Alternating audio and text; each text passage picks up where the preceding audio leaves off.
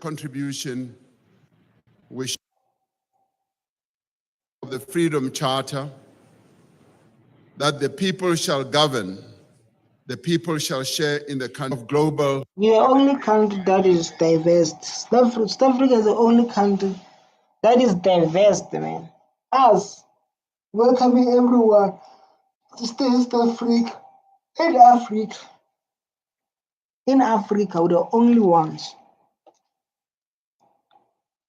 We're the only ones. Human solidarity. Given the evolving terrain of struggle, one of the questions as delegates to this NGC we are asked to consider is whether the fundamental assumptions of the NDR still hold today. What is that? I don't know this NDR, and I believe because I started to follow politics now, because I was so interested to ask myself why these things happening. The historical theory of change that has guided our movement now faces new and complex realities.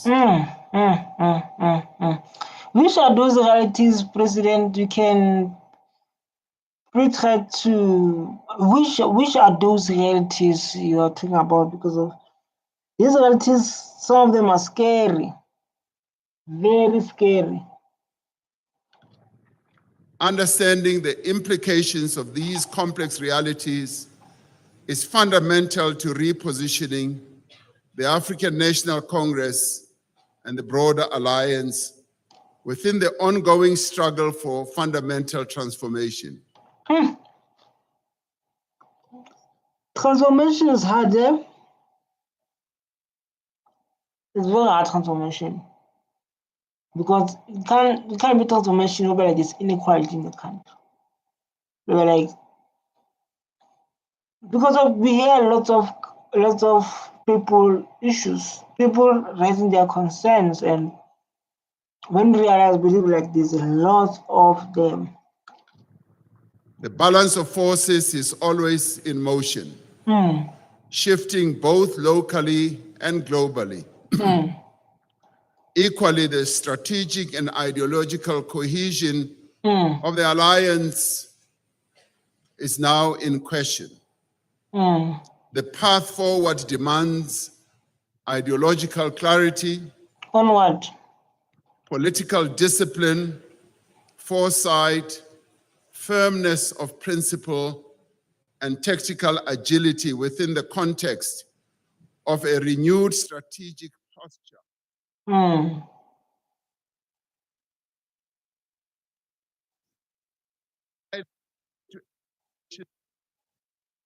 Performance and consistent reporting.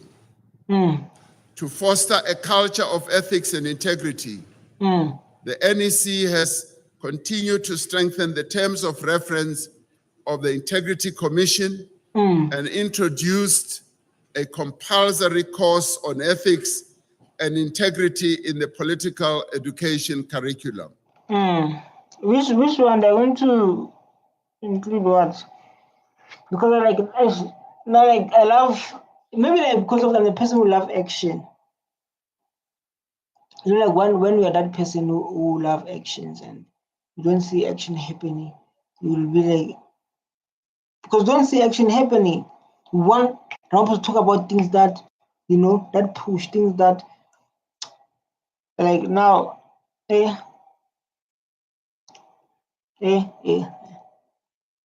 that's what I'm saying, now.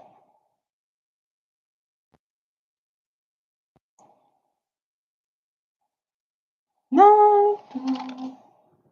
The O.R. Tambo School of Leadership continues to effectively implement conference decisions on enhancing and deepening and broadening political education in the ANC. Political education in the ANC. So it's clear I don't know politics, It's clear I don't know politics. I don't know what to comment because I have to comment. It's a reaction and I have no idea we should applaud the leadership of the O.R. Tambo Leadership School. We should applaud. I don't know what they've done, but you have idea. If you have idea, please, comment section is yours there. The membership system was overhauled to ensure that the movement attracts into its ranks the kind of people who are willing to serve the people of South Africa. Much more work needs to be done to ensure that we attract those people who are ethical and who are prepared to serve the people of our country. Fact. Yeah, speaking the truth. People are work ethical. People are prepared to fight the people of this country. Very true. Very true. I do agree. As we noted in the January 8th statement,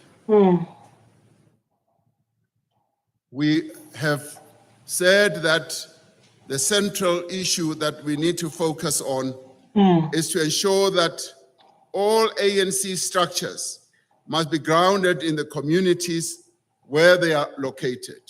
The conference took resolutions on how to strengthen ANC branches to be more grounded.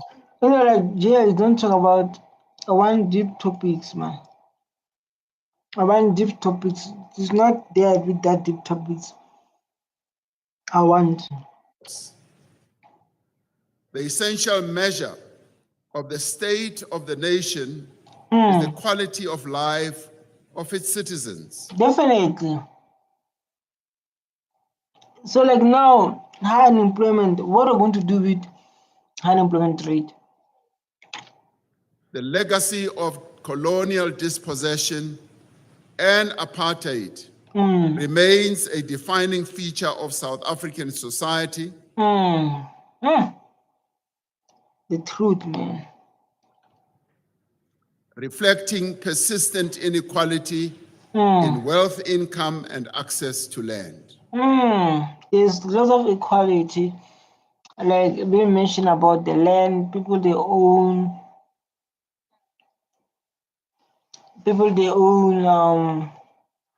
This is so sad. People they own 70%, they own 4%. Opportunities, inequality. This is what he's mentioning like now, our president. Poverty remains our greatest challenge as a nation. In 2024, nearly a quarter of households considered social grants as their main source of income. While this is a sign of the extent of the need in society, which we should be concerned about, it is also an indication of the extensive social support measures that the ANC has put in place to assist poor South Africans. By what? Social grant? They will be doing what? By social grant or this other something we don't know that's going to help unemployment rate and that's going to help the household of South Africans. Like what things they have done? What those ANC put in? Who still live under the long shadow of colonial exploitation and apartheid oppression. I hope everyone is listening. I hope they are listening very careful. I can feel my bones here. That still has consequences and a legacy that we need to deal with. Facts. Only facts. Still have consequences. People are living their shacks. People have nothing because of apartheid. Around 61% of the national budget, after debt servicing costs, goes towards the social wage. including social grants, education, healthcare, housing, and free basic services. Increases in the cost of living in recent years have affected all South African households, with the poor and the working class being most vulnerable. At least our president knows the problem that our working class, poor communities are facing. And like now it's about like finding ways how can we defeat it? How can we remove it? The 55th conference directed the NEC to address the issue of the cost of living as a key priority. In line with the resolutions of the 55th conference, measures to address the cost of living have included increases in funds to our municipalities to provide free basic services to needy households, indigent families. And President, I'm happy. What you are saying, like, it's clear, like you recognize, you know, like when someone speaks and you can tell, like, you recognize the struggle we are experiencing in South Africa. You're so beautiful because of, if you can record, if you can analyze, if you can understand the struggle we're facing here as South Africans, as it's so beautiful, man. It's so beautiful, and I love it. I don't want to lie. I love it. I love it, President. You are doing the beautiful work by understanding what your people are going through. This is so beautiful. I don't want to. This is so beautiful. Beautiful. an increase in the value of social grants and an expansion of the list of food items zero rated for VAT. In the last 3 years, inflation has been tapering down from 7.2% to 3.6%, providing relief to households and boosting demand in the economy. Everything the economy, we are going to struggle. Everything the economy makes us cool. We are going to struggle because don't know what its inflation is. Inflation is when prices are high. When prices are high. But like now it's good for a state because of, it's reduced by 50%. Inflation reduced by 60%. We have often said that education must be at the center of our fight against poverty. We have seen a steady progress in improving our educational outcomes. Last year, our learners at grade 12 level achieved an 87 matric pass rate, the highest ever recorded in our democratic history. Now, President, you can see like now, the world is changing, President. The world is changing, President. We don't, the education system, yes, there's other modules we should learn or subjects we should learn, but the education system is changing. The education system is changing, President.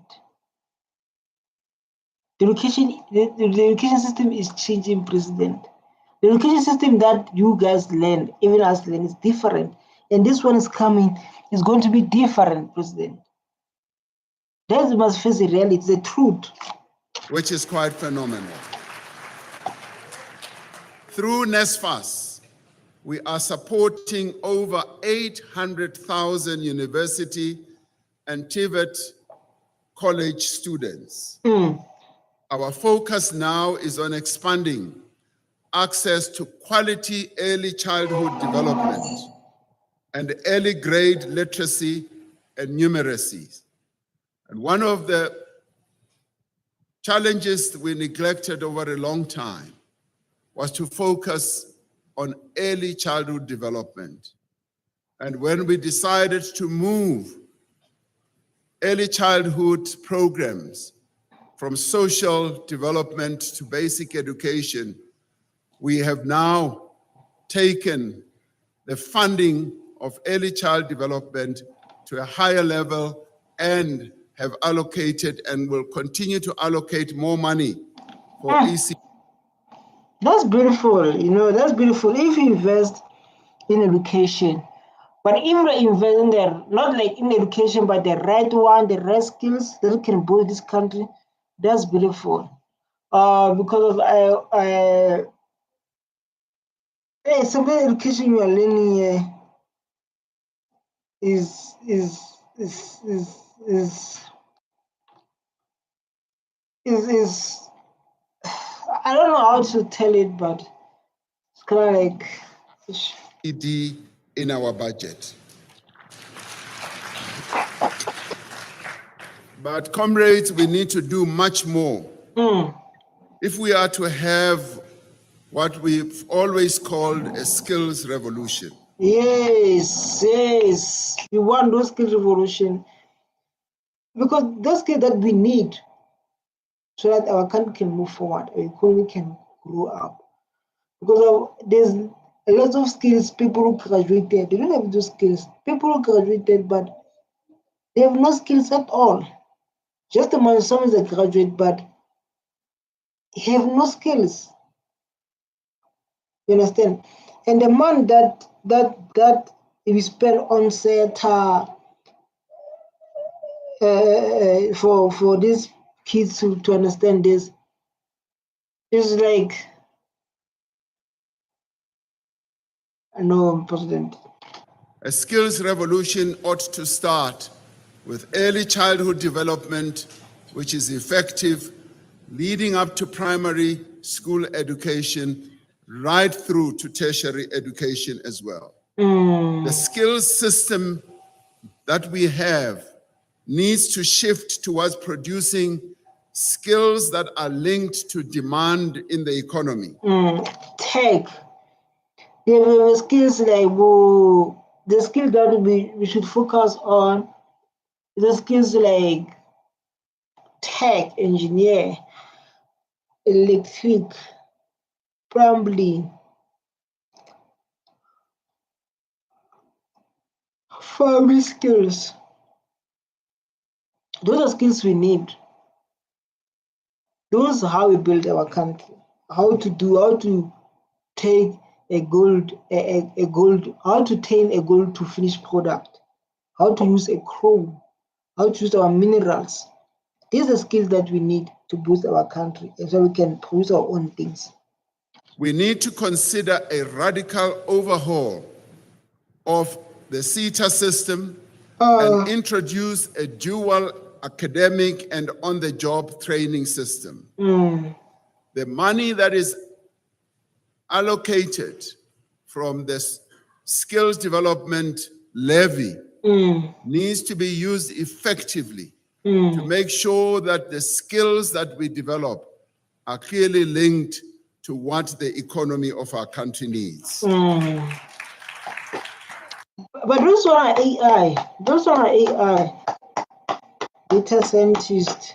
Those are skills that our country needs because of we are moving to the point where like we're going to build businesses online. We're going to build business on cloud. And like if you can think the skills we're going to need in that way, the skills like tech, AI, AWS. Because of like now companies they're going to like not all of them are going to need a land, but they can make money through online. This is the world we are moving. In 2024, we achieved a milestone on the path towards affordable and accessible quality health care with the passage of the National Health Insurance Act. Once implemented, the NHI will ensure that all people have equal access to health care regardless of their ability to pay. People must have access to health, to hospitals. And like this thing of doctors or nurses give us attitude. I'm from Northwest, but I school this side in Gauteng. They were going to ask me a lot of questions. Someone went there and they didn't help.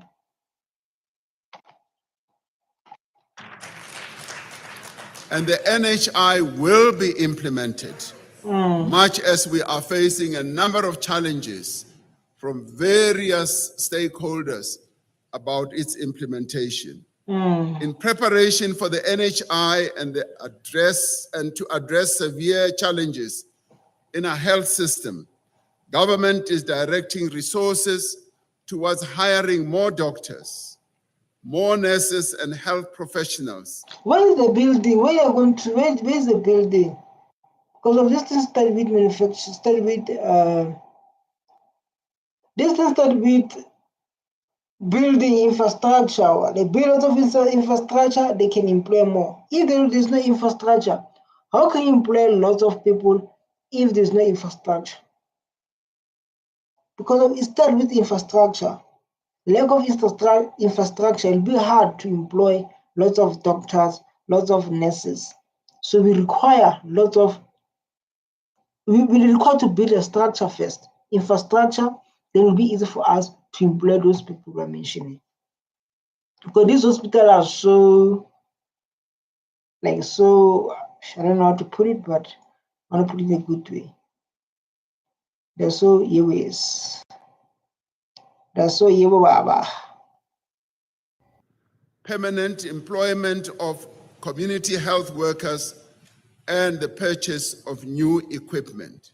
It is simply a joy when we even travel to rural clinics and hospitals and find that they are beginning to be provided with the latest high-tech health equipment deep in our rural areas. And this is the advancement that we want to see continuing. These are skills that you need to do that. So guys, now I'm tired. I love you so much. I want to close it. I love you so much, guys. I'm going somewhere. Thanks for those who watch me, and bye-bye.